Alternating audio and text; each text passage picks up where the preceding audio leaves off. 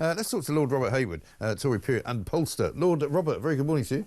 Good morning. We have we have a great number of very talented people contributing to this show. It's hard to disagree with a word of that. If Winston Churchill came back, he'd be pretty horrified at the state of the nation, wouldn't he? He would, I think. It was a very, very good and very funny series of comments, I thought. Yeah, absolutely right. Let's talk about a couple of things. There's a new poll out in which it says that the Labour government have become even more unpopular in the last 48 hours than they were before. Just 13% of the public, included in a survey that's been done recently, say they approve of the government's record since returning to power under Sir Keir Starmer, the same percentage as the previous week. But those who disapproved has apparently slipped by another percentage point down to 68%. I'm not sure I can remember a more unpopular government. I don't know about you. No, I think you'd be right. And it's not only in this country, but it's in other countries as well. The level of unpopularity of the current government, particularly one that was elected only a year ago, you look right round the democratic world and there is no parallel in any country. It is staggering, the levels of unpopularity.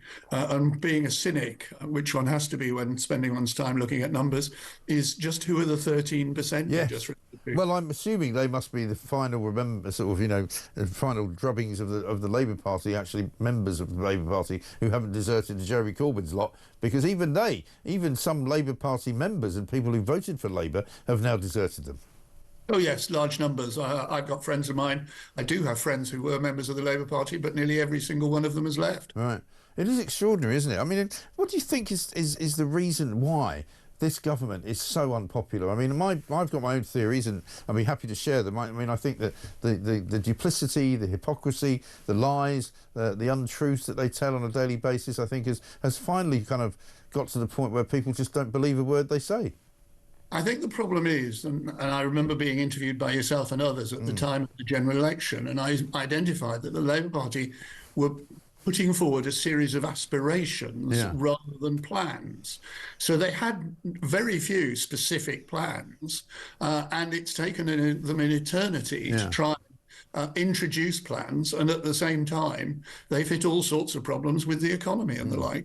Yeah, and they don't seem to have control of any of it, really. The economy is kind of spiralling out of their control.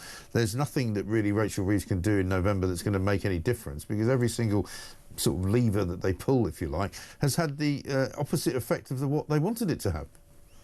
I think that's the big problem for the Labour Party, and you just identified the increasing unpopularity, and that is that we're now, even though it's mid-August, focusing on the budget, which isn't due for another 2.5, 3 months, and everybody, you were talking about it just now, is talking about increased taxation. Yeah.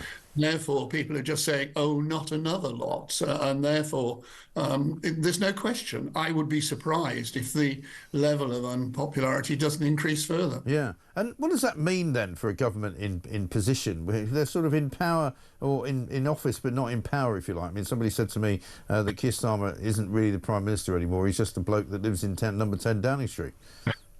I think that's the problem, and one has to be careful because other governments, the Conservative government, were enormously unpopular. But as long as they have a majority in the House of Commons, they can continue to govern. The real crunch for the Labour Party and for Rachel Reeves in particular will almost certainly come in the May elections next year, because that's the first really big nationwide set of polls, and that's the set of circumstances under which Keir Starmer will be confronted by electoral reality. Yeah, and at that point, do you think it's possible that his own party would say, we really need to make a change here? You can't continue to steward our country and our party, over a cliff. The Tory party is incredibly willing to change its leader under a set of circumstances. The Labour Party is not.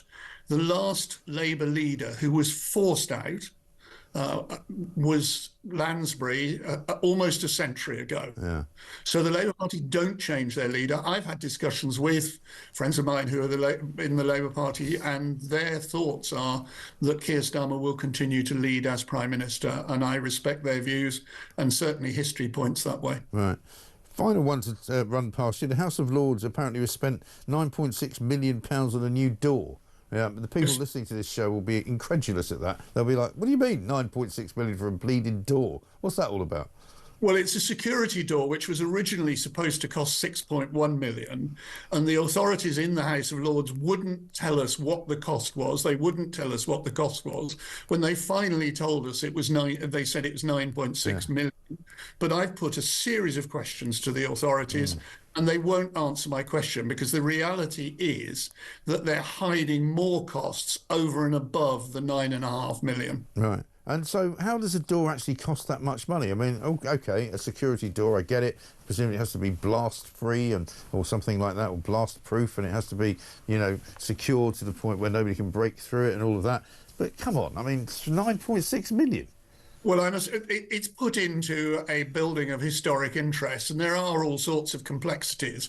But at 6.1 million, I'd have said it was insane. Yeah. No, I mean, I've got all sorts of complexities in my flat. You know, I've got these, you know, receding light bulbs that I can't get out. You know, but it doesn't cost me 9.6 million to figure out how to fix it. But the consolation would be, Mike, if it actually worked, even at 9.6 million. But because it's now been supposedly in operation for 10 months. Right. And in fact, people keep getting jammed in it. People in wheelchairs can't get through it.